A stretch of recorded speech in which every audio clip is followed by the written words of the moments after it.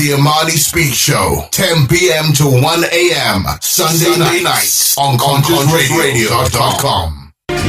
Okay, I have my guest, C.L. Brown. So let's see if he's ready. C.L., are you there? Yes, I am. I'm here. Oh, there you go. So good to hear your voice again. The same here. I'm so excited to bring you on the show and introduce you to the listeners.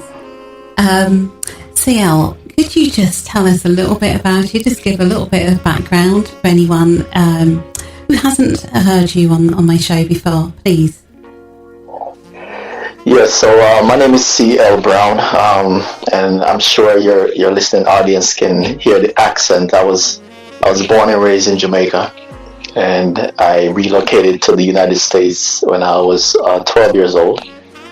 I'm a father. I'm a brother, a son. I have a pretty big family, and when I was about 30 years old, which was about maybe 10 years ago, I discovered this gift of writing, and I started writing at that point, just on social media, and it just sort of took off naturally, organically, and it led to me publishing so far 3 books, and yeah, that's a little bit about me. Thank you, CL. You know, it is extraordinary, and I call you the poet extraordinaire because I was told about you by somebody else that I know, and that we both know, a mutual friend. And, you know, what he said was, you've got to hear his poems because, you know, your poems are, you know, hitting, I think, the States and the Caribbean by storm, taking the Caribbean and the States by storm, because, you know, when you recite them, as we're going to have you do shortly, you know, you just come from a very deep place. You know, your background is very different and, you know, as you've just said, you know, you didn't realise you had this talent until, you know, it sort of just came out of the blue for you. But, you know, what has happened to you? Because I know that you've written books and you've been helping other people as well. So what's been happening since we last spoke? Well, so since we last spoke, I've been mentoring a few people. One of them, she's actually having a book launch, I think, next month. So she's ready to go. Another person that I've been mentoring, he should be launching his book in maybe 2 to 3 weeks. And I've also been doing some more writing. I think the last time we spoke, I mentioned that I was also working on a novel, my first novel. So I've done some work on that, and I've been writing, because basically how I write, I just sort of write from what I feel, from my experiences, from things that inspire me. So I've been writing a whole bunch of stuff, and I know somewhere in that there's going to be maybe 2 books coming, maybe could be the end of this year or early next year, at least one of them, and those will be poetry books. So a lot has been going on. Wow. You know, CL, I've always loved poems. I dabble in writing myself. But what would you say, having, you know, I think it's fantastic that you're helping people to find their inner voice and put it into poem and, you know, produce it as a book. I think that's amazing what you're doing. But how important is poetry to our community, you know, to young people and elders alike? Well, poetry, the thing with poetry is that poetry it's like storytelling, right? And you can say so much in so few words. And when you find that you write a poem and you think the poem means something, right? You write a poem about XYZ, and for you it means XYZ. And then someone comes and they read that same poem and they have a completely different interpretation. And so what you find, for me at least, is that the poem is sort of its own life force, and it becomes all things to all people. So whatever situation you're in, whatever state of life you're in, that poem has the ability to speak to you in your own circumstance. And so poetry, it just has this amazing ability of opening the mind and opening the soul. And because you when you read, like, say, for example, a novel, and you have maybe 200, 300 pages to tell the story, right, to lay it out. Well, versus a poem where you might write a poem in 3 lines, or you might write a poem on 1 page, and it seems like you've missed so much, but in that compact space, you say so much, and it just has this thing where you see someone can read a poem and they start to cry, or they start to smile, like a deep, soulful smile, so it's very important. I've met people that they'll say, oh, I'm not really into poetry, and then they'll read a poem and they're like, oh my God, I really like this, so it's one of those things where, and because poetry is so diverse and so versatile, so some people might say, I'm not really into romantic poetry, and some people might be into romantic poetry. So I always say to people who haven't read poetry, just be open-minded and realize that just like music, where you have dancehall, reggae, you have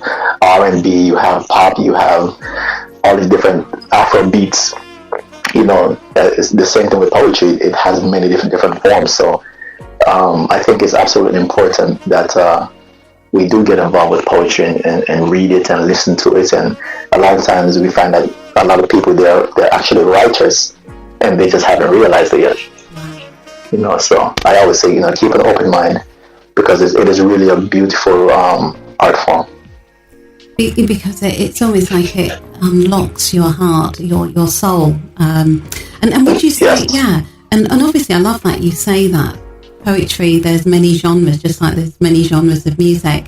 So would you say everyone's got a poem in them, or a poem or 2 in them?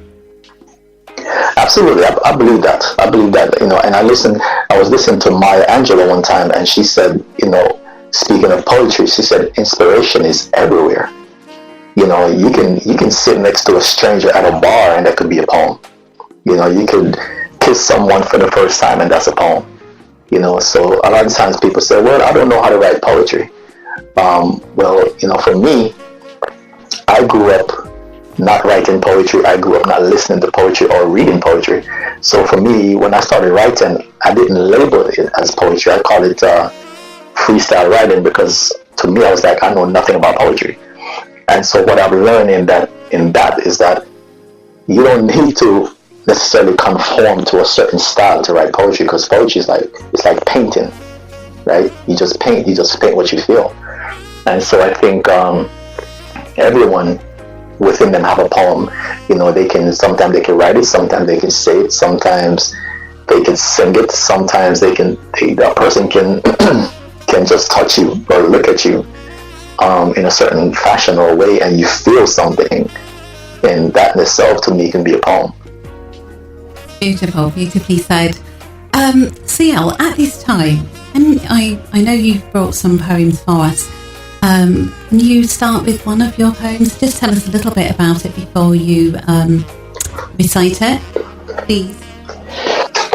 Yes, so I'm going to read this poem. I love this poem, and it's actually my first book. That book is titled Loud Whispers of Silent Souls. So this poem, a friend of mine years ago, she gave me this picture. She sent me a picture, and it was a picture of, it looked like it was an older picture, and it was this guy, a black guy.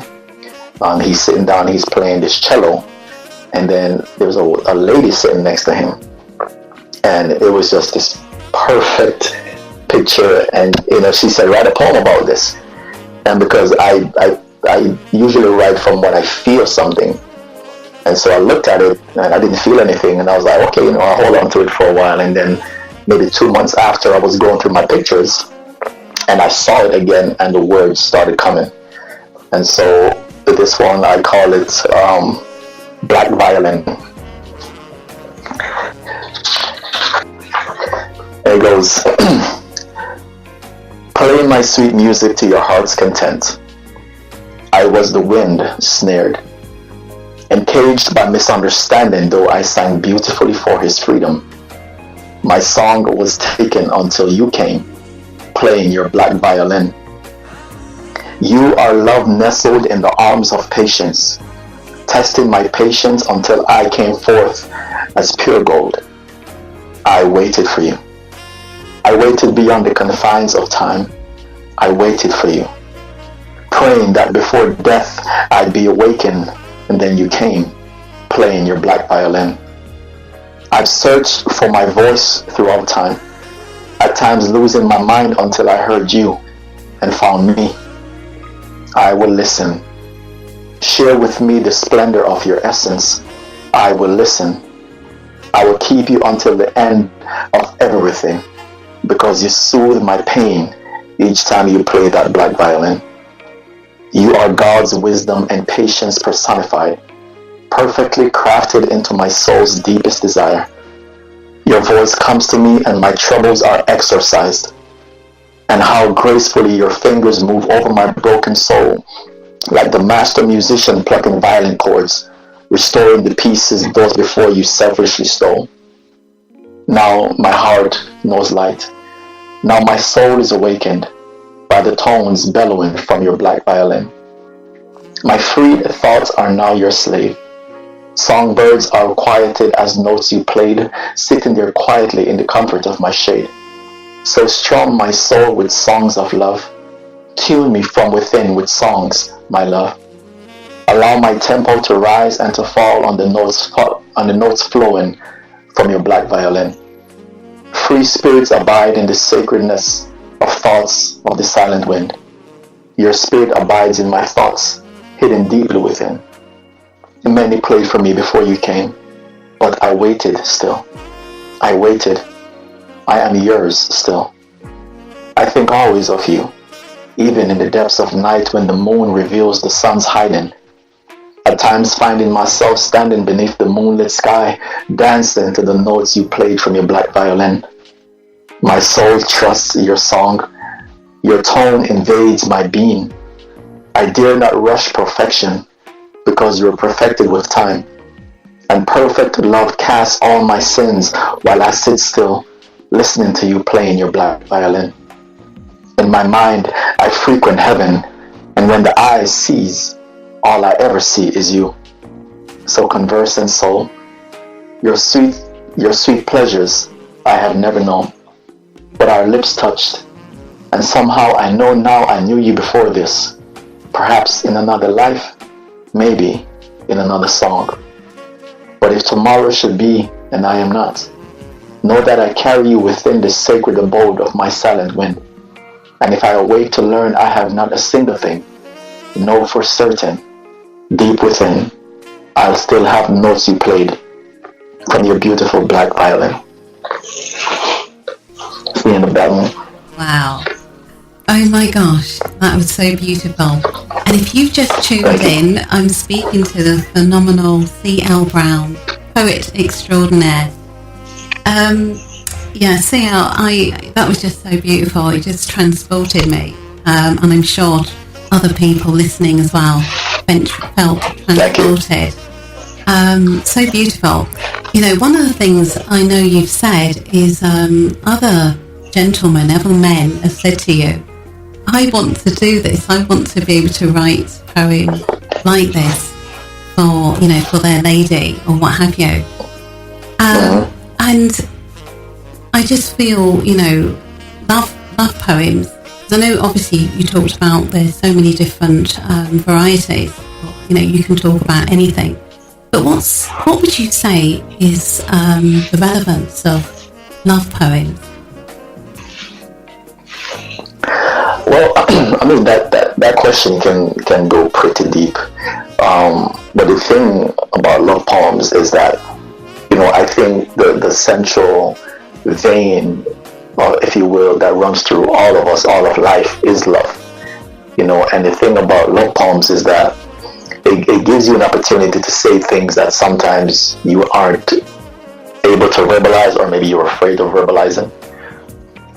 And just to say something to someone that's outside the ordinary. Because sometimes you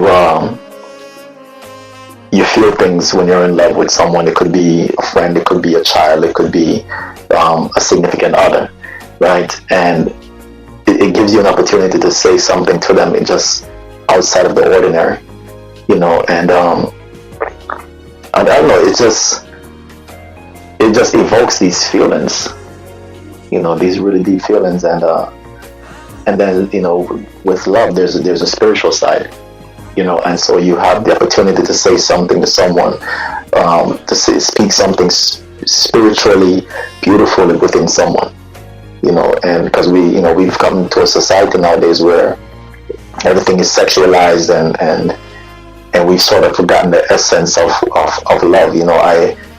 I listen to a lot of different genres of music, and the one thing I always say when I listen to like older music, you always find the men, they weren't afraid to weep on the song. They weren't afraid to tell a woman, I love you, I miss you, on a song, whereas nowadays it's so much ego in the music that you don't really hear that anymore, and with a poem you have the opportunity to say that to someone, me speaking as a man, and vice versa, as a woman, you can say something to someone in a love poem that is just beautiful and profound and just relevant and timely, and timeless, so I love writing, and for me it wasn't really a thing that I chose to write these types of poems. It just sort of happened. The first poem I wrote was a love poem, and it was just incredible that it came from someone that knew nothing about poetry. So it certainly has a place in society, and for me, like when I go out places, like you said, I meet a lot of guys that they'll say, I want to speak to my lady this way, or my wife this way. And so sometimes they'll buy the book and they say, I'm going to go home and read it to my lady, or I've met young ladies that will say, this one young lady, she came up to me after I performed, and she said, now I understand what it is my husband has been trying to say to me, but he just doesn't know how to say it. And she said that because of a poem I read. And so you see that it literally transcends, it just transcends everything. It transcends gender, it transcends race, it transcends age. It's just a beautiful thing. Yeah, I would definitely agree with that. And what I wanted to just touch on with you on the way, as you said, a lot of songs and poems now, are sexualized and coming from an ego space. And what I want to ask you as well, because I know you work internationally, what would you say, is there a difference between the way people say, in Europe or the States or the Caribbean or Africa? Is there a different way that people express their love, whether it's in poetry form or music form, from your perspective? Yes, certainly. I believe so, because like I said, I'm from Jamaica, so growing up in Jamaica, I was used to seeing love expressed a certain way. Now, as I got older, when I moved to the States and I went back to Jamaica, maybe I was like 25 or something, 26, and when I was there and being around the people that I grew up with, I realized how they, as now that I'm older, how they express love. And what I noticed, I didn't see a lot of like hugs and touching and kissing and like cuddling and stuff like that. But what you did see was men would fix things, or men would make sure you have food to eat, or they might give you a mango or stuff like that. And so what I remember asking this young lady, and I said to her, I was like, how do women here deal with the fact that men are not as touchy-feely and emotional? And she said, we just learn how to deal with it. And so, but what I realized is that it's not that there's no love. It's just that they express it differently. With my parents, for example, who these are Jamaicans, and my dad would wash my mom's clothes. Like, he would wash her uniform with his bare hands. He would cook, he would clean. And if he was out to work, and the yard needed to be cut, the grass needed to be cut, my mom would cut the grass. So while my parents wasn't necessarily always hugging and kissing on each other, but their love language was the language of service. And here in the States, you see a lot of the holding hands and the kissing and the hugging and the service. So what you find is that, and from what I've seen in the media, and I've spoken to friends from people from Africa, and what you find too is also the same thing. It's just there's a different way how to express their love.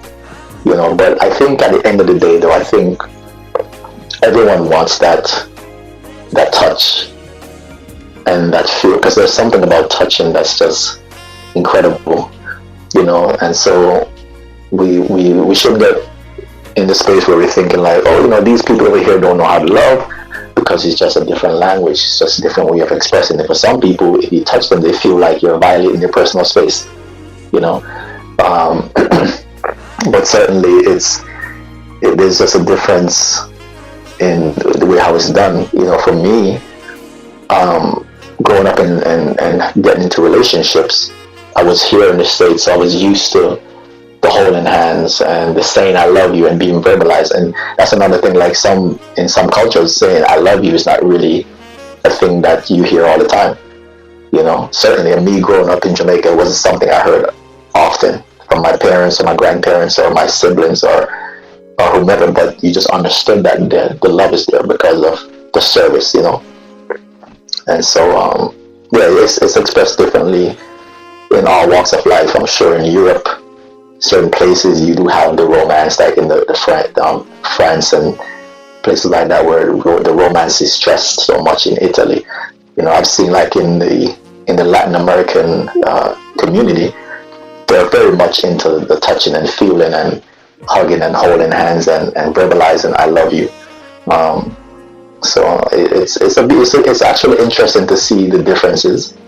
But then when you really look at it, though, we're saying it's almost like how you say yes in English, and in Spanish you say sí, or in some other language you say something else. You find that you express it differently, but at the end of the day it means the same thing. And love truly is just love. Yes, it certainly is, and I agree with you. I feel people just because people probably don't do the touchy feely, it doesn't mean they don't love. But I do agree also that touching is a very important part of love, because they say, as for babies, if babies don't get hugged, they literally die. So we know that touching is very, very important, for people. So starting from an early age, up until being older, it is part of how we communicate. Absolutely. CL, what I'd like you to do at this point, can you just give your details to anyone, to the listening audience, just how people can contact you, how they can find you online, and Yeah, so my website is authorclbrown.com. That's authorclbrown.com. I'm just now transitioning the website to a new provider, so it is up, but it might be a little bit quirky. But I can be found on Instagram at authorclbrown, on Twitter authorclbrown, and facebook.com/authorclbrown. That's fantastic. So yeah, I'm changing my website as well, so I know what it's like. It's kind of that in between stage, isn't it, when you're sort of trying to transition. Yes. CL, what I'd like you to do at this point, we've got about another 23 minutes or so. I would like to hear another poem, and I'm sure the listening audience would like to as well. So can you again just tell us a little bit about it, give us the title, and then go into your fantastic recitation? So this poem I'm going to read, this is in the new book, Awakening the Trinity. And this poem was inspired by my most recent relationship, and I was actually in the process of editing some poems one night, and my girlfriend, she called me, and we had a conversation over the phone, and then after we hung up, I just felt these words coming, and I was actually editing, listening to music, classical music, so this kind of flowed, and this one is called Song of My Heart. You are somewhere between the harmonious play of the grand piano battling silence and the crackling sound of light embers echoing inside fireplaces. I sometimes fight the universal will, still you manage to pull me in as I rehearse you again and again. You are the first and the last melody my heart has truly ever sung. With each rise of the sun, I become enslaved to the will of my pen, blessing these empty pages, writing incoherent phrases, this most futile effort of the ages, trying to compose you all over again. Song of My Heart. Wow. That was so beautiful. And it's so lovely speaking to you and hearing you talk, and we've spoken a few times, and how you are so you're so proud and so happy with your family, your beautiful queen, your beautiful little princess, and that was lovely. That was it's so lovely that when somebody can express their love in form like that. And how did she receive it?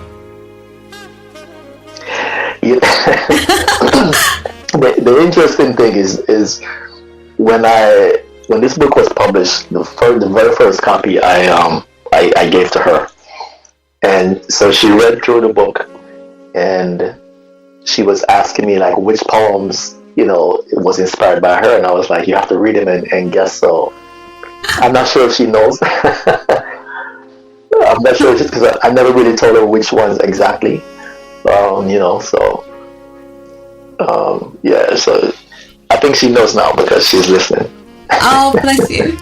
That's wonderful. And greetings to your beautiful queen and your beautiful princess, who I know is listening as well. Thank you. What I'd like to really just do now is, obviously, we know that you are this. You do a lot of you do a lot of events. Yes. So can you tell us a little bit about what happens at those events? Because I know that you are you normally are received, and I've seen some of them online, because I know you have where can people see you online doing reciting your poetry, and also tell us a little bit about the events that you do have and what goes on there. So the events that I do a variety of event types. I've been to like political parties, I guess. I've been to open mics. But for the last maybe 6 or 7 months, most of my events, pretty much all my events, have been people requesting me, like other people who see me perform, they'll recommend me to other people. And so I have one coming up this Friday. It's called Doctors After Dark. It's going to be in Fort Lauderdale, Florida. I have next month I'll be doing one in Miami called Speak Fridays. And Speak Fridays is one of those that I started in my early days. Was my first event that I did here in Miami. But I'm usually in Miami, in Fort Lauderdale area. As far as what goes on, usually I'll perform some, maybe 1 or 2 pieces, or maybe 4 or 5 pieces. I usually have books, so I'll set up vending to sell the books, and just networking and connecting with people. I do have a YouTube channel, and if they visit my social media, they'll find, or my website, there's a link to my YouTube channel. I don't have a channel name yet because I don't have as many views, but I'm beginning to upload my videos to YouTube. So I have like interviews that I've done.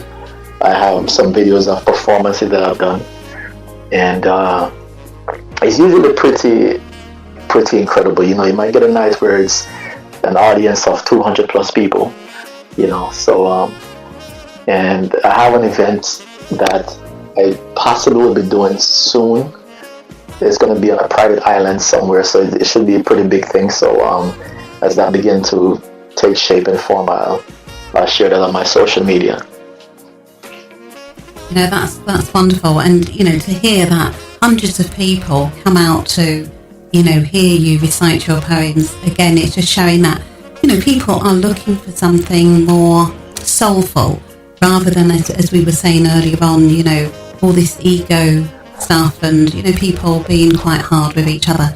So it just shows, you know, people do actually want that, and it's good that you're able. You know, and I feel that what you find is, you know, more and more people, as you said, you know, you've actually got people who's becoming authors, you know, under your tutelage. So it's showing that, you know, there's going to be more and more of this, and I'm really, you know, happy and honoured that you come on the show for us and, you know, shared your work. What I'd like to do, CL, if you can do another poem for us at this time, is that okay? Oh, absolutely. Let me see let me do. Since I did my first and my third book, let me go to my second book. And this one is another favorite of mine, and a fan favorite as well. And this one, the story behind this one, I'm not sure what the story is. I'm drawing blanks on the story behind this one, but it's called Endless. And it goes, I am the endless love you were conceived of, eternal and beautiful, the kind like water cradled in the sands of the Sahara, inimitable and precious, loving you with a passion that burns like wildfire, consuming domestic possessions, passing through and around you, finding my being in the care of hands fashioned with purpose. And sweetheart, the things I see making passes below your surface, my God, I am too selfish to speak of them, but somehow I manage to give away bits when I am the recipient of my heart's whispered secrets. Darling, of all the sweet things acquainted with my lips, you are unparalleled. So like the honeybee patiently searching for that perfectly saccharine sunflower, I'll impart unrushed kisses inch by inch until every mystery hidden in your skin tastes familiar. With those gorgeous freckles accentuating your flawless, you are the reflection of stars God stitched into the very soul of the heavens. And you are perfect. Something like cloudless fall skies when shades of blue and light grays meet in one place, cradling the partially woken moon when east suns fall short of mid-skies, only infinitely more wonderful. So in awe of our perpetual unfolding, I anxiously linger in the expanse of your eyes, because that is where I feel most free. And when I'm there, I slow my breathing, cheating time, or at least I try. Darling, I am incessantly in love with the muted conversations of your fingers, familiarizing themselves with my excited skin, because you reveal emotions buried within each time they pass against me. And I am in love with the totality of your being, because when fear found a place inside the inner self, and my lips fixed themselves to speak into existence our non-existence, you knew just how to speak life into my spirit, and as the redeemed, we were born again. Darling, beyond a lover, you are my friend, and if in death God should ask me to live again, I would sin again, with you again, making love a lifetime, just to die again, then repeat you, and then repeat you all over again. Yes, just breathtaking. It's Thank you. just the way you deliver everything and the words and just the descriptive, and that's the thing about poetry. So descriptive, it's beautiful. CL, thank you so much. What I'd like you to do again before I do want to ask you a few more things, but can you just share your details again for anybody who's listening and who might be, I want to know more about this gentleman. Certainly. So I didn't mention the books the last time. So the books are available worldwide on Amazon. They're on Barnes and Noble. They're on international booksellers online. And to get them on Amazon, and that'll be Amazon UK, Amazon the US, Amazon Canada, etc. It's if you go to bit.ly/CL Brown Books. That will take you to my Amazon page, or you can just go to Amazon and search for them. And my Facebook is facebook.com/author CL Brown. Sorry. My Instagram is author CL Brown. My Twitter is also author CL Brown, and my website is authorclbrown.com. Thank you so much. CL, I love having you on the show, and you're always such an inspiration. So empowering. What I'd like to ask you is, can you just share, what makes you so? What is it, in a world that we live in today, that makes you seek out love, not just for your family, but you're sharing this with people, all over the world. Can you just share with us, where does your inspiration come from? Well, that's a hard question. So for me, I can remember going back into my childhood. And when I say childhood, I mean I was about 6 or 7 years old. And I remember someone explaining to me what death was. And for the first time, I understood what death was. And I remember praying that day. I was standing in my grandmother's front yard. And my prayer was basically, God, please let me live until I get married and have children. And so I think from those days, I've always had this yearning, this deep yearning to love and to be loved. And so as I got older, in my teenage years, I was extremely shy. I wouldn't talk to women. I was completely shy. But as I got in my early 20s, my late teens, early 20s, I've always wanted to be in relationships. I've always wanted to be in love.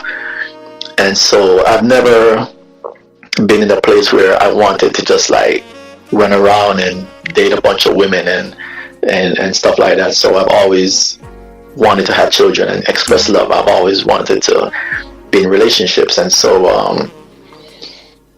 naturally it just sort of came, I guess, because I've never really been afraid of expressing love. And even after having my heart broken,